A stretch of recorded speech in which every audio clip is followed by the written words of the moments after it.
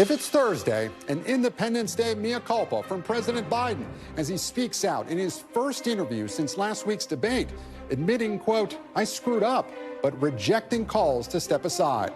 Plus, climate fireworks as Hurricane Beryl cuts a path of destruction in Jamaica and heads for Texas, while a brutal, life-threatening heat wave bakes the West. And reborn on the 4th of July, Britons head to the polls in a historic election that could deliver a landslide win for the Labour Party after 14 turbulent years of conservative rule.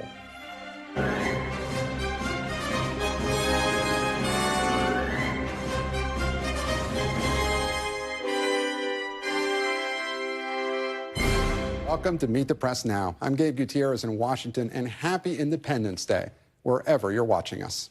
It's now been 1 week since his first debate with former President Donald Trump, and President Biden is still struggling with the aftermath of his performance that has many in his own party urging him to end his campaign in favor of someone who might have a better chance of winning.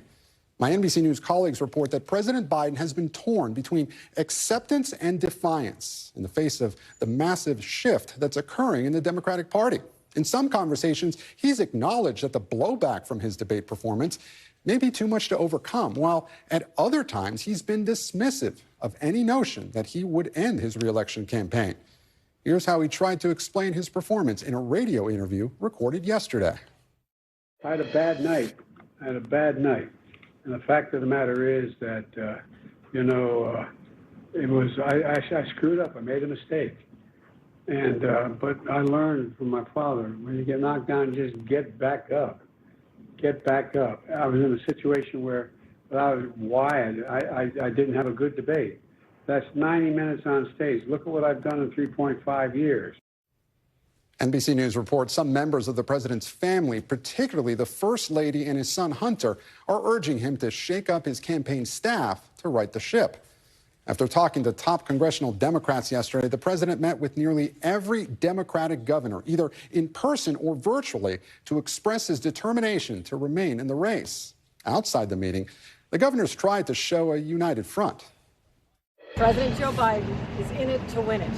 And all of us said we pledged our support to him because the stakes could not be higher. A path to victory in November is the #1 priority, and that's the #1 priority of the president. So that's what we're trying to get done. The feedback was good, the conversation was honest and open, and the actions that will come out of that will make sure that we're getting that message out. And I think we came in and we were honest about the feedback that we were getting.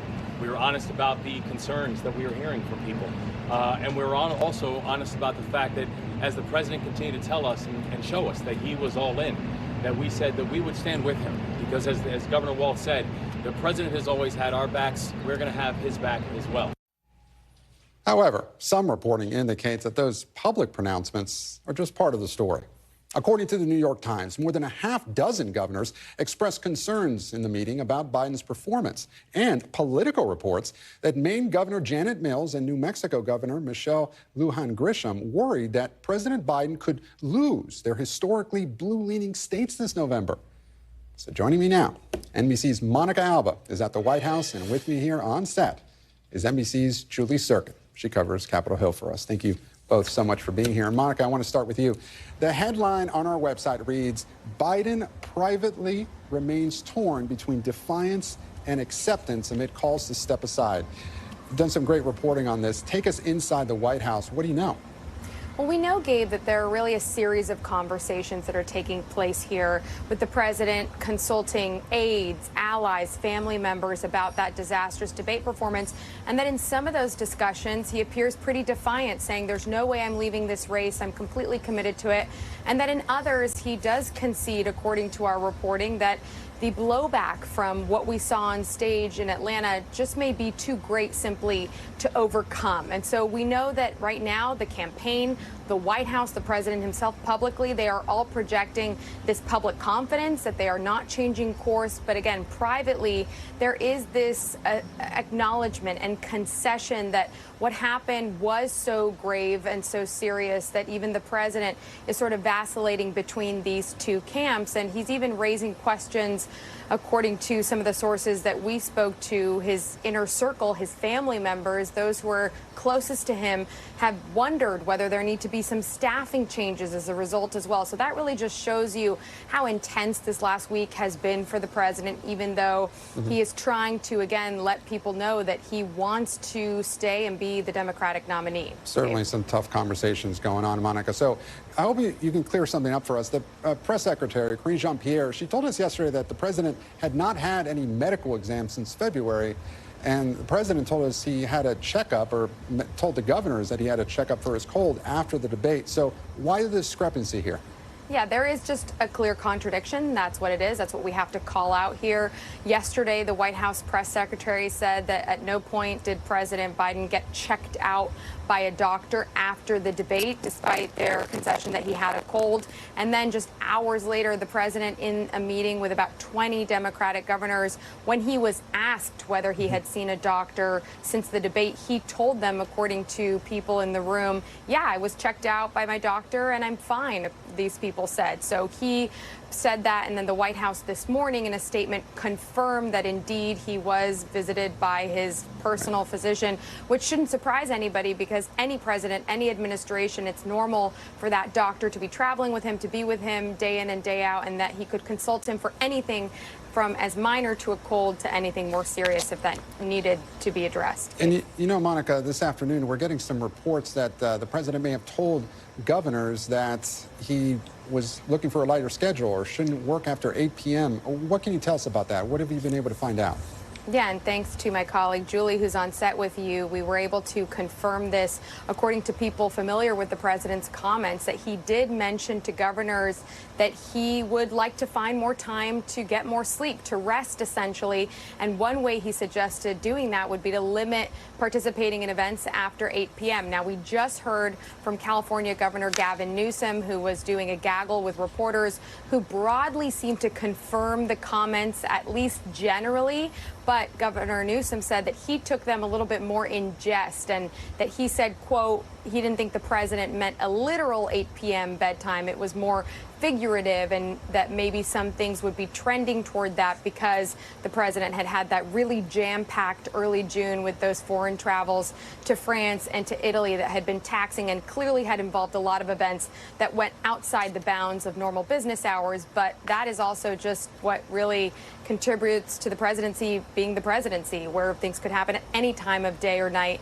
And that is certainly something that is raising some eyebrows because there had been a lot of questions about the president and where he is on this matter particularly, and it seems he even was bringing it up to those allies and governors last night. Yeah, that comment's certainly getting a lot of attention. Monica Alba at the White House, thank you so much. And I'm joined now by Julie Sirkin. Julie, you know, you cover the Hill for us, and House Democrats had a meeting yesterday talking about the state of the Biden campaign. What do we know about that? Yeah, Gabe, this was leadership. This was House Democratic leadership. I checked in with sources before and after. They wouldn't even confirm to me that this was the agenda item that they were talking about, although it's pretty obvious with the House out of session for a week for the July 4th holiday.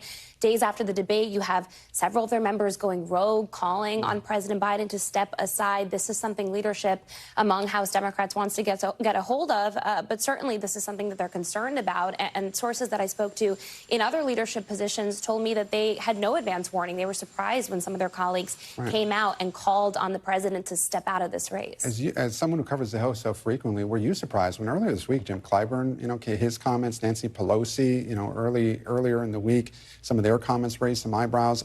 Is leadership really worried here?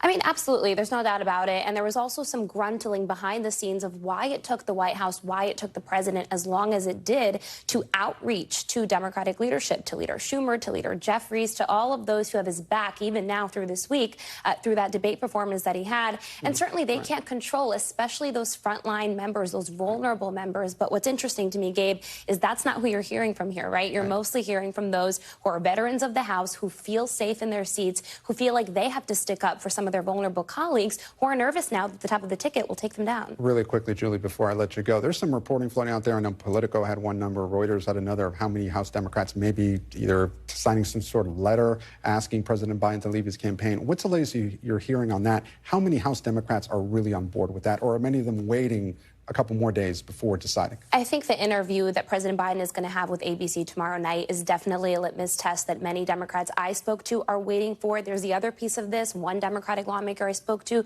they said, look, I'm in text chains. Not a single person agrees that the president should stay in this race. But what they are concerned about is pushing too much on Biden, someone they support to get out of this race. One Democratic lawmaker told me it would only harden the president's resolve to stay in. So this is really a decision that the president has to make. They're waiting for him to make it. Julie Sirkin, our Capitol Hill correspondent, thank you so much. And joining me now for some political insight on this 4th of July is former Florida Republican Congressman Carlos Curbelo. He's now an NBC News political analyst, of course, and former Alabama Democratic Senator Doug Jones. Gentlemen, thank you so much for being here on a 4th of July. Happy 4th. And Doug, I want to start with you. The only person that decides if he will run or stay in the race or not, of course, is the president. We've seen some rough polling and some calls from pundits he respects for him to step down. I was just talking about what the situation is over on Capitol Hill here with Julie. How critical is that interview tomorrow and also his travel over the next couple days? Well, Gabe, look, I think the travels are going to be more important than the interview. I'm not one to really think that the interview will make an awful lot of difference. It may ease some concerns. It may do the opposite. I don't know. But I'm glad he's doing it. Don't get me wrong. I'm glad he's doing it. But I have said all week that I believe the president at the right time has got to get out there in the public. It's not an interview situation that is going to reassure Democrats. It's going to be getting out there with voters. It's going to be getting out there without a script. It's going to be doing town halls or campaign events like he did in North Carolina. That's where the real rubber meets the road, I think. And look, I've seen polling. I've heard about the polling. But the fact of the matter is, I think a lot of that polling is based on the news coverage and Democrats who can't keep their mouths shut off the record a little bit. It's just been really frustrating to listen to the media and the Democrats who are saying one thing and really affecting these polls a little bit and not giving the president the space he needs. So, Doug, do you think that the travel is more important? And I hear you on that. President Biden is very good one-on-one with constituents, and that's in his element. However, what some people are worried about here, some of his critics, but also some Democrats, is that he's not doing so well these days without a teleprompter. So, he's going to go to this rally tomorrow in Madison. I will be there. And then this weekend, he'll also go to another one in Pennsylvania. But you're talking about unscripted. That's probably why a lot of people are looking at this interview with George Stephanopoulos, that he will be unscripted. And that's what got him into trouble last week. Yeah, but look, I agree with that. I think that the interview can be important for sure. But I do think that he has to get out there with voters. Voters have to see him. Voters have to hear him. If it's a teleprompter, fine. If it's not a teleprompter, fine. He's just got to get out there. That's what's going to get people, I think, reassured that he has got what it takes now and in the future to be president. And I think he can do that. There is no doubt in my mind that he can do that, but I think he's got to get that and try to assuage not only his Democratic colleagues, but the public. And if he can do that, we go forward. If we can't, I trust Joe Biden's judgment to make the right decision. I always have for a long, long time. Carlos, I want to turn to you. I'm certainly not comparing the candidates directly. I'm just kind of big picture. I'm curious what your response to this would be. The stimulus is, of course, different, but there are at least some similarities in terms of the potential chaos here to what Republicans faced back in 2016. Back then, a large chunk of the party wanted to change nominees. We're not quite there yet, but people in power, aren't budging here. Trump, though, in 2016, he powered through it and he won. Does this feel similar to you? Yeah, Gabe, I mean, these are different circumstances. Sure, there's a major element of chaos and instability. Republicans went through it in 2016, and now you have Democrats going through it today. The difference here is the number 75%. About 75% of Americans do not believe that President Biden has the mental capacity, the mental fitness to serve another 4 years. So I really do think Democrats have two choices here. Stick with Joe Biden and almost certainly lose to Donald Trump, or give someone else, probably Vice President Harris, the opportunity to compete and to win. I think it'd be very difficult for any candidate to win a race with that many Americans thinking that they just can't do the job. With Donald Trump, it was different in 2016. It was about his scandals. We know that the American people have different tolerance levels for scandal depending on the person. Donald Trump was able to get through that. I don't think that Joe Biden can successfully get through this and win the race. And Carlos, I want to dig into the archives here. You are someone who ran as a Republican back in 2016 while not voting for Donald Trump. I want to play an ad you ran in your successful reelection campaign. Is this what we're teaching our kids now? Politicians from both parties bragging about offensive, crass behavior, degrading women, lies, and corruption? This election doesn't need to be about them. It's about you. I'm Carlos Curbelo, and I approve this message. Forget these politicians. This election is about you. Hard to believe. It's been 8 years. Carlos, what advice would you give to Democrats who would be dealing with an unpopular leader at the top of the ticket? Well, you're already seeing some of these Democrats distance themselves from President Trump. Congressman Golden in Maine recently stated that although he is voting for President Biden, that is, he thinks that Donald Trump is going to win the race. That is a swing district there. I really do think that a lot of these Democrats in swing districts need to make their own identities, build their own identities separate from President Biden here in the last few months, and really separate from whoever Democrats put up, unless it's a very centrist candidate, because in these districts, they are poised to get punished. I was able to survive that year. It was difficult. Donald Trump lost my district by, I think, by 16 points, and I was able to survive it. But that's very tough to do. Carlos Curbelo, Doug Jones, Congressman, Senator, thank you so much for joining us. We really appreciate it. And coming up, it is Election Day for America's closest ally. And Britain's Conservative Party is bracing for a rough night after 14 tumultuous years in power. We'll have the latest from London later this hour. But first, we're tracking extreme weather on this holiday, from Hurricane Beryl's path through the Caribbean to the dangerous heat in the western states. Stay with us. You're watching Meet the Press Now.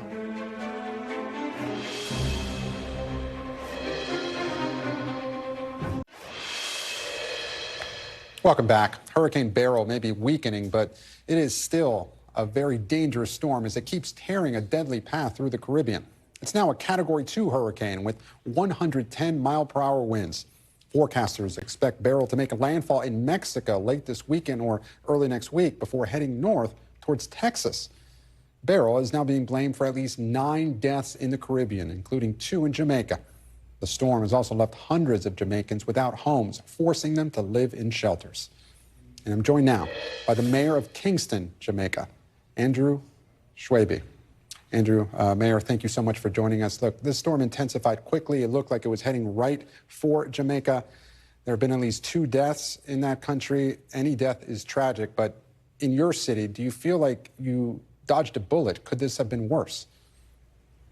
I would just say that Jamaicans believe that we're a God-blessed country. We have dodged the bullet, in your words, and we are thankful for that.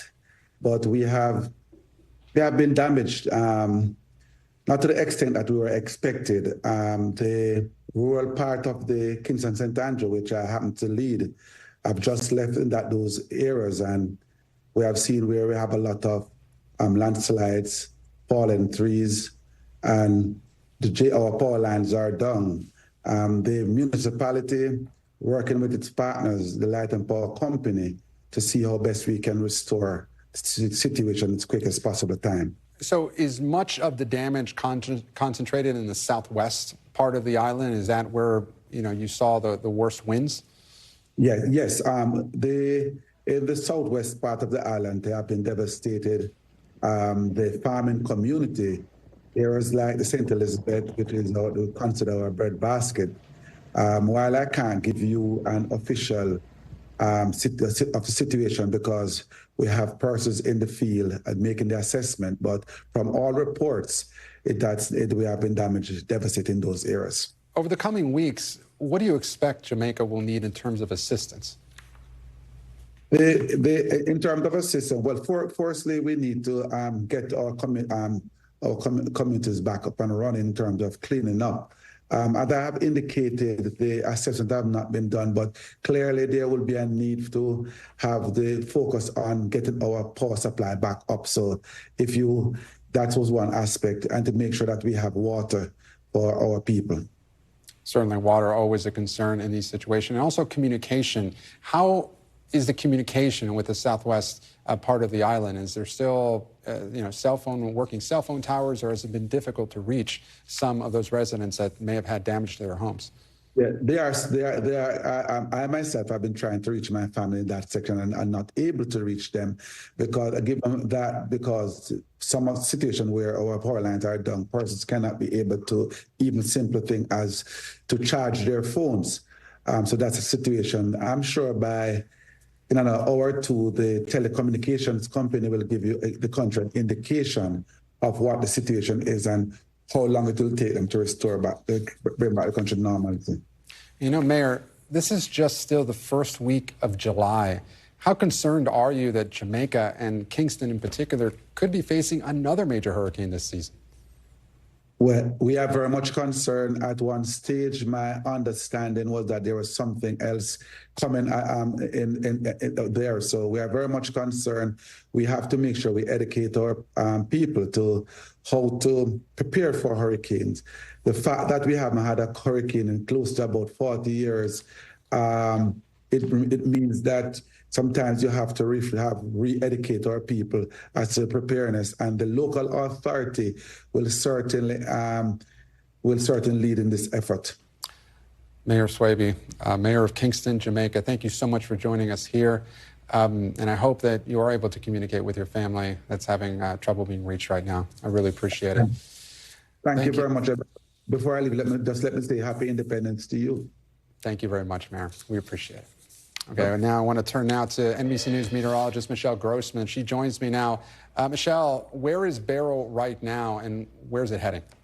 Hi there, Gabe. Great to see you. Well, right now we are looking at the location 130 miles west of Grand Cayman, so continues to pull away from the Cayman Islands. Still a very strong hurricane. We're 1 mile per hour away from a major hurricane in Category 3, which it was just a few hours ago, weakened to a Category 2, but still so close to a Category 3. It continues to move very quickly to the northwest at 18 miles per hour. This has been a fast-moving storm, and that's good news. You want it in and out of here. We're going to see it out of here, but it's going to take a few more days. So as we go throughout time here it is, a Category 2 storm. It's going to move throughout the Caribbean, and then it will impact the Yucatan Peninsula. That's why we have tropical alerts all across the Yucatan Peninsula.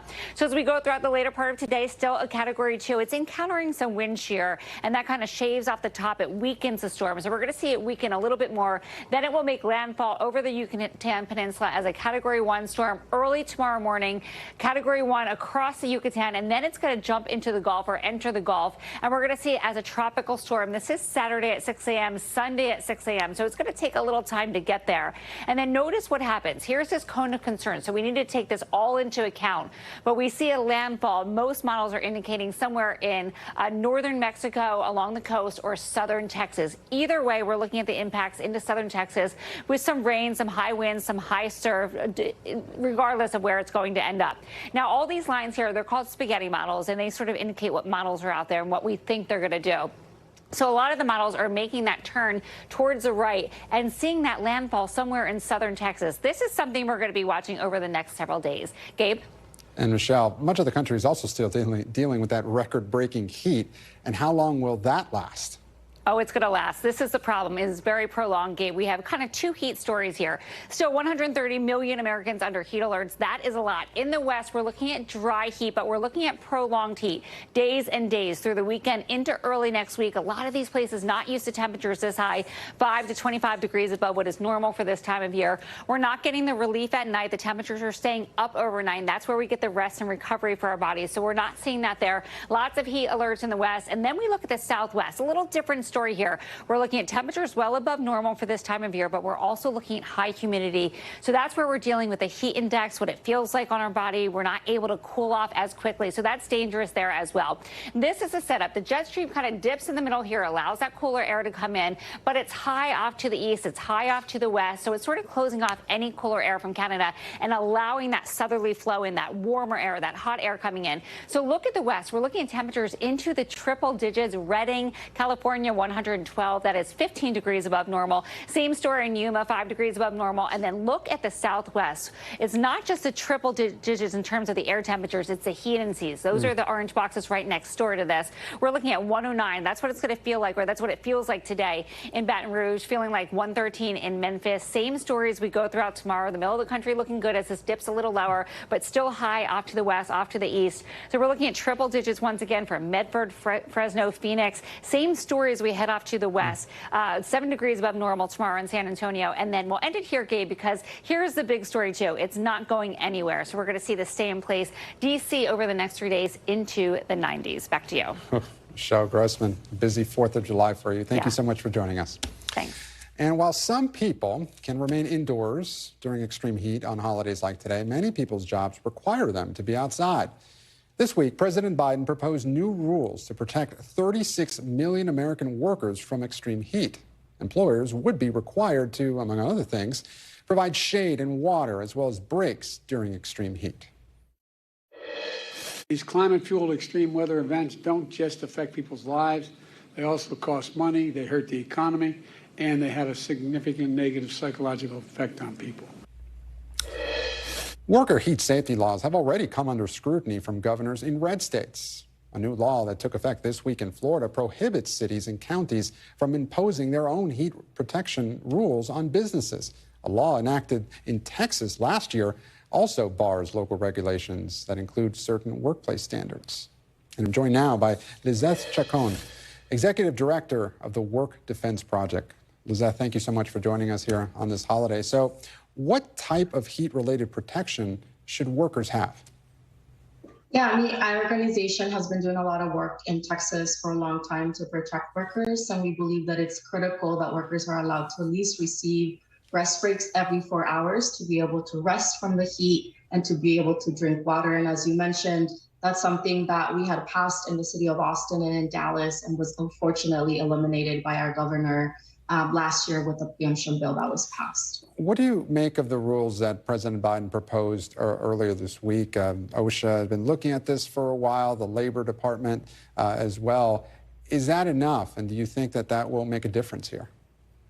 I mean, those are rules that are absolutely welcomed by our organization and our community. That's something that we had been advocating for as an organization for many, many years. We see it as a right first step, but we also acknowledge that this action is still going to take a long time. OSHA is going to have to open up those proposed rules for comments, and we hope that everyone will comment to make sure that we make those stronger. But it's going to take years until it's implemented. And so for us, it's a welcome step, but I think that our government needs to do more, both at the federal level and at the local level, to make sure that workers are protected and that no one goes to work one day and unfortunately ends up not coming home, because that's something that we've been seeing here in Texas due to extreme heat. Now, as you well know, industries for years have opposed these rules because they say it'd be difficult to implement them in different states, really across the country and across different industries. What do you make of that argument? And what do you make of what we mentioned, that some states are already trying to adopt rules to prevent these rules from taking effect? To us, it's just ridiculous. Like, I think that it's pretty easy to allow workers to take a rest break every 4 hours to go hydrate and drink water. And no one should be dying. Like, the statistics are incredible.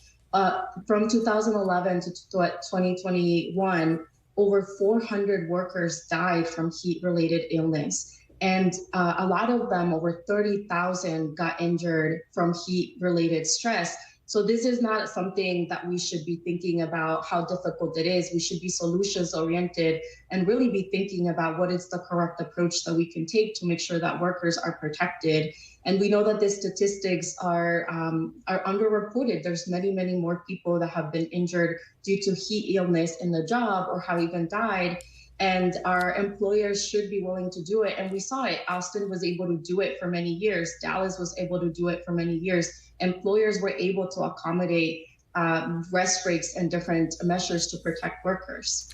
So you touched on this, 2,300 Americans died last year from heat-related illnesses on the job. But why is it so difficult to get an accurate tally of deaths from heat-related illnesses?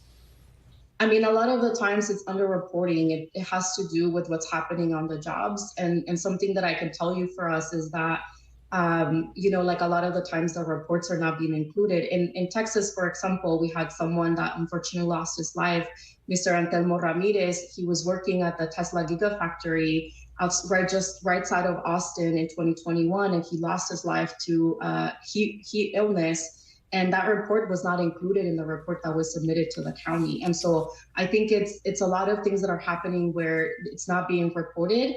And we want to make sure that OSHA is proposing these rules to ensure that we are getting accurate information about what's happening on the job sites to these workers. Liz Chacon, thank you so much. And after the break, it has been a historic and controversial term for the Supreme Court, with rulings that could forever change American politics and the presidency. SCOTUS Blog's Amy Howe joins me to break down the big decisions and their big consequences. You're watching Meet the Press now.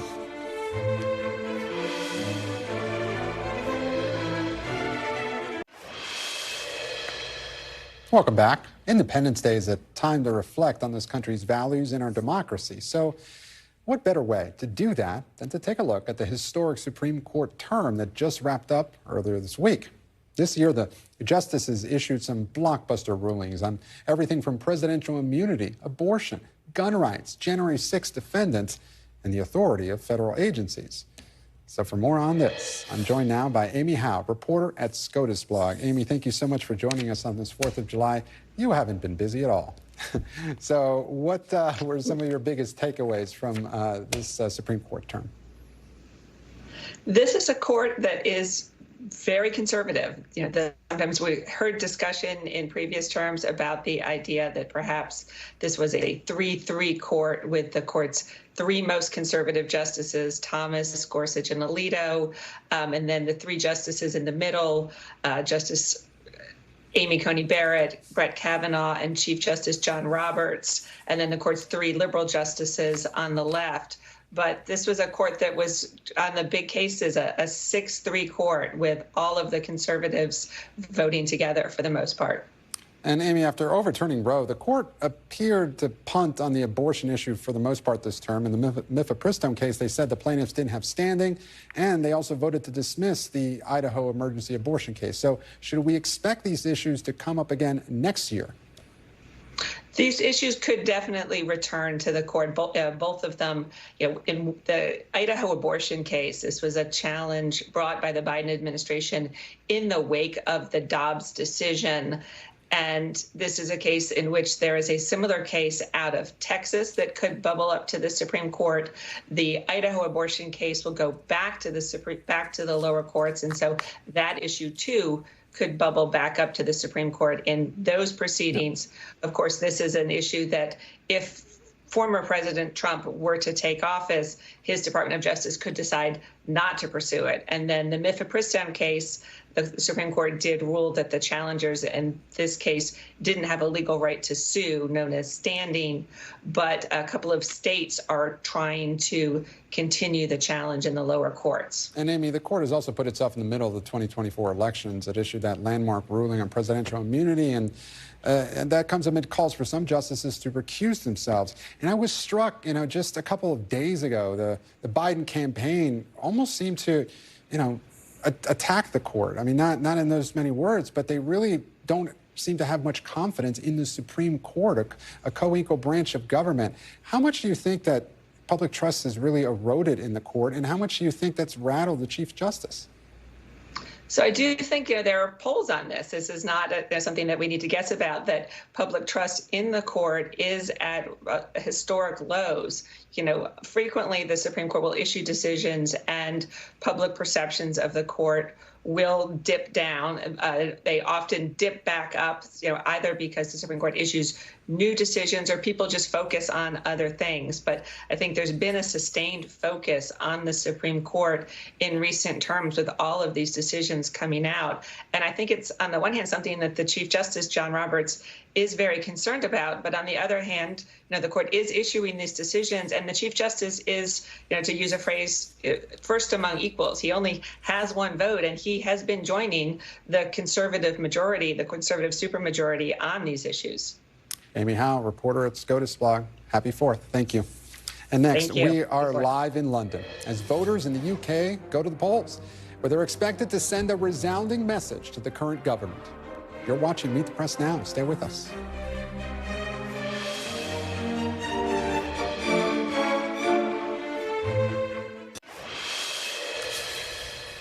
Welcome back. While Americans across the country are preparing their grills and getting ready for fireworks, voters in the UK are casting their ballots, with polling stations set to close in less than 30 minutes.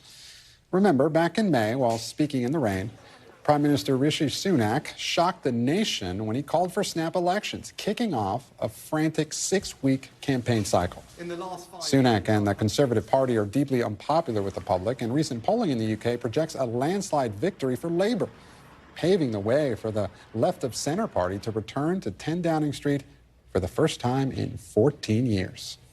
Joining me now from London is NBC News international correspondent Raf Sanchez. Raf, thank you so much for joining us on this Independence Day here in the U.S. And what are you hearing from voters today across the pond? What do we know about the likely next prime minister, and what would his relationship with either a Biden or Trump administration look like? So, Gabe, as you said, the polls close here about 15 minutes' time. We're expecting to get exit polls then, and every indication we have is that the Progressive Labour Party is heading for a potentially landslide victory, and that would mean the leader of that party, Keir Starmer, would become Britain's next prime minister, and tomorrow morning we'll walk through that famous black door of Downing Street. Now, Keir Starmer is a former prosecutor, a former human rights lawyer. He has been the leader of the Labour Party for the last 4 years, dragging it from its previous position on the far left back to the center grounds. He is also a centrist on the international stage. He's a supporter of NATO. He's a supporter of Ukraine. Those are positions that potentially make him very compatible with President Biden, potentially less so with a second-term Donald Trump. And we spoke earlier this week to both his campaign manager and to his biographer to get a sense of the man. Take a listen. Does Keir Starmer have what it takes to stand up to Donald Trump on the world stage? I think Keir Starmer will stand up for what he believes in. When it comes to foreign policy, our support for NATO is the cornerstone of that. I wouldn't be misled by his rather sort of quiet, sort of technocratic exterior. He has changed the Labour Party in 4 years, a process that previously took 14 years to get the Labour Party back into a place where it could contest the centre ground. Now, Gabe, unlike the U.S., here in the UK, there's no transition period between an election and a new government taking power. So assuming that Labour does win, Keir Starmer will give his victory speech tonight. He'll sleep for a couple of hours. In the morning, he will head to Buckingham Palace just down the road. He will meet King Charles, and then he will immediately take up his post as the new Prime Minister of the United Kingdom. And Raf, we've been talking here in the U.S. about Democrats in disarray. Since the last general election in the UK, though, in 2019, since 2019, there have been 3 prime ministers. So quickly, if you can, how is the Conservative Party reacting to the turmoil from the past few years? Yeah, Gabe, voters here have been telling us consistently that they are just exhausted by the Conservative Party. It has presided over a period of just unprecedented chaos in this country since the 2016 Brexit referendum, when the UK voted to leave the European Union. Since 2016, the Conservative Party is now on its 5th prime minister. And you'll remember that Boris Johnson was forced to resign from office after breaking his own COVID lockdown rules and attending illegal parties here at Downing Street. Never a dull moment in UK politics. Raf Sanchez in London, thank you so much.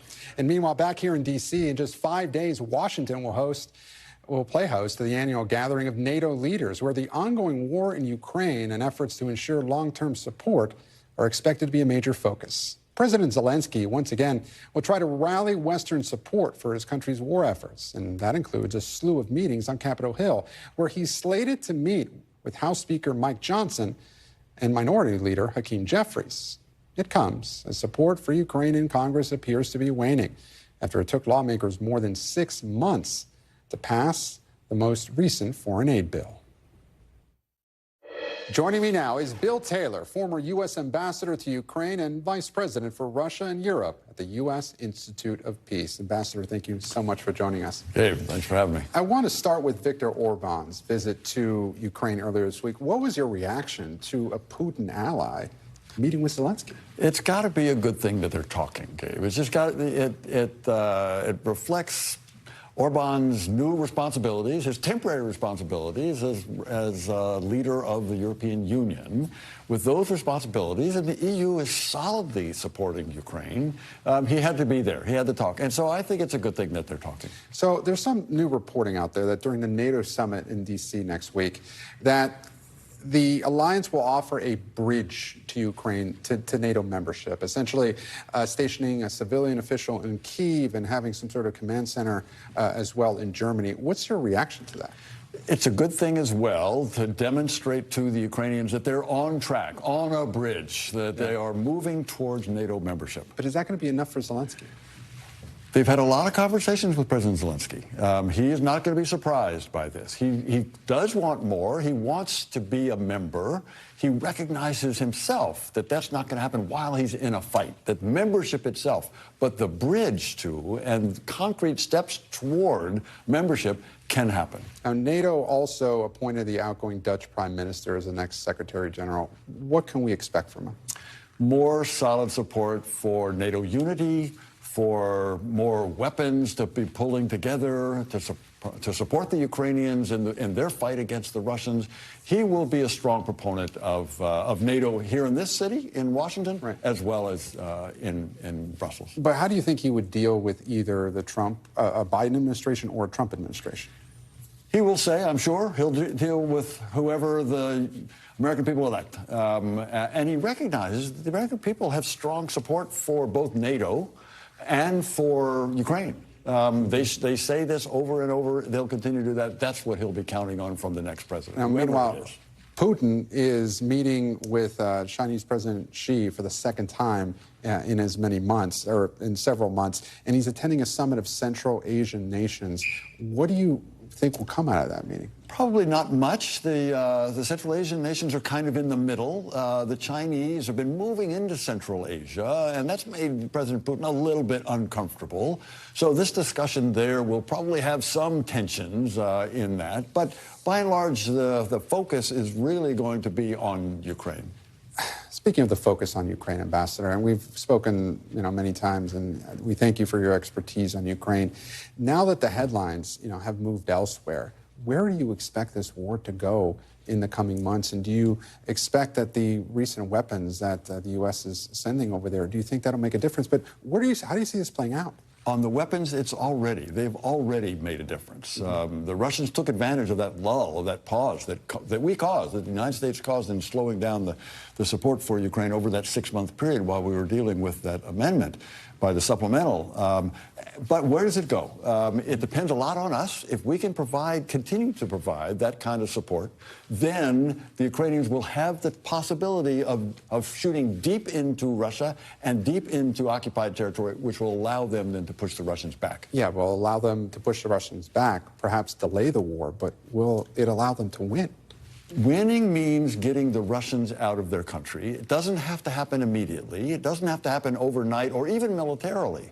It has to happen one way or the other to get the Russians out of that country. That's winning. But can they ever get the Russians out of the country? It's, speaking with, President Zelenskyy, he doesn't believe that Russians should be in Crimea, yet, they've been there now, for a decade, essentially. How does this war end without Ukraine giving up some territory at some point? So the Russian ability to hold Crimea is actually at some risk now. With the weapons that we provide, these long-range ATACMS missiles allows the Ukrainians to make it very difficult for the Russians to stay in Crimea. They can take out that bridge They can take out the land bridge that the Russians used to supply. They can make it very hard for the Russians even in Crimea. So, Ambassador, I want to ask you about some domestic politics and how they're playing out on the world stage. Of course, we're dealing with the political fallout of President Biden's lackluster debate performance last week. How are our allies reacting to that, and how are they watching what's going on here in the U.S. with the uncertainty about how the election is going to play out in the coming months? Elections are uncertain. They know about elections. There are elections in Europe that are also going in different directions. They know how to deal with that. They also know that it's too soon to say anything about this coming election. They also know, though, that the American people support Ukraine and NATO. But of course, it's too soon to know about the election, but in terms of some of the concerns that we've been hearing from voters about, potentially President Biden's, his age, his mental abilities, or at least what many voters have been asking questions about following this debate.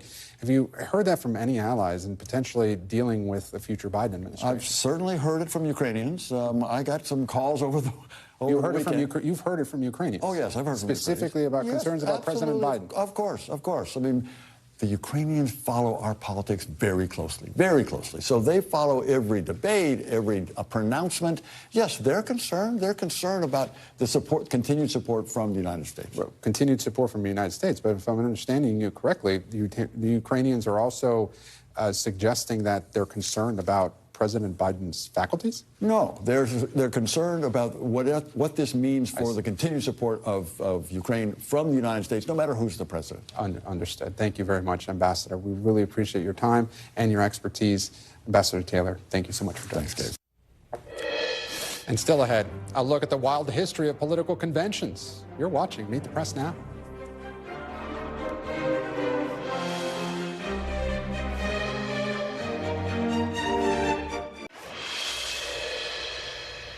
Welcome back. As you enjoy your 4th of July gatherings and festivities today, the political world is just a few weeks away from its biggest party, also featuring a whole lot of red, white, and blue. The Republican and Democratic conventions. In a new special, NBC News chief political analyst Chuck Todd takes a look at politics' biggest spectacles and how they've changed over the years. Here's a sneak peek.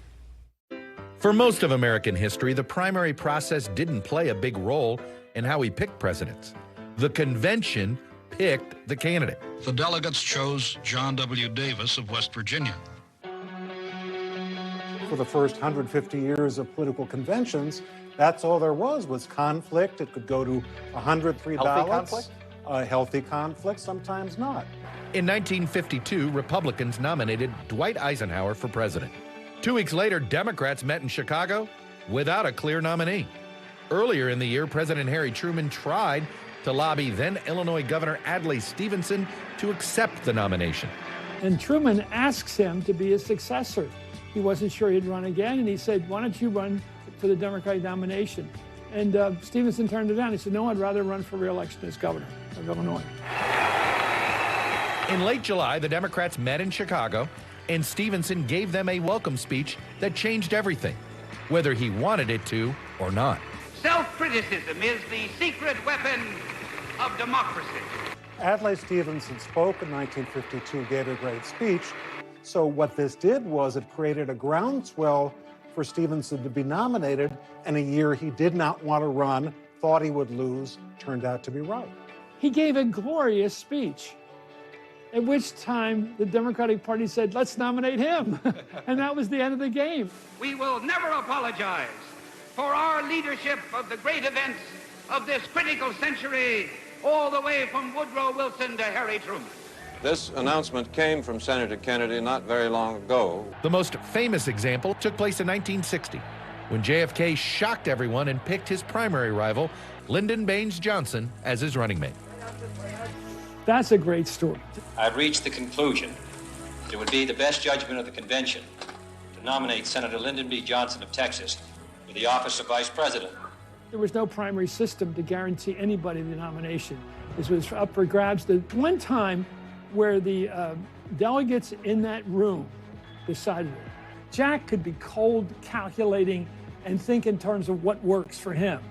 And so the morning of after he'd won the nomination for president, Jack Kennedy gets on the phone, calls up Lyndon Johnson and says, I'll be up there at 10:30. Let's talk.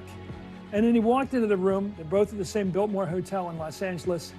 And he offered him the vice presidency. He offered it to him. The motion is that the rules be suspended and that the Honorable Lyndon B. Johnson be declared the nominee for vice president by acclamation. As many as favor the motion will vote aye.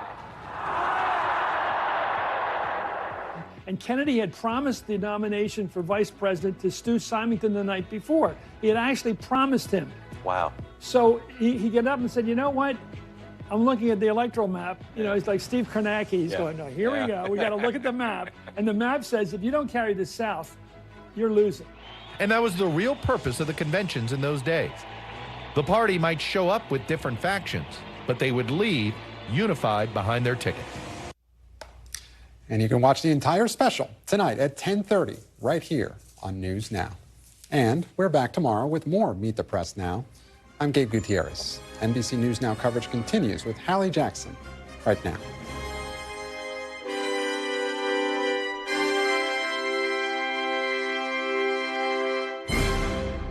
Thanks for watching. Stay updated about breaking news and top stories on the NBC News app or follow us on social media.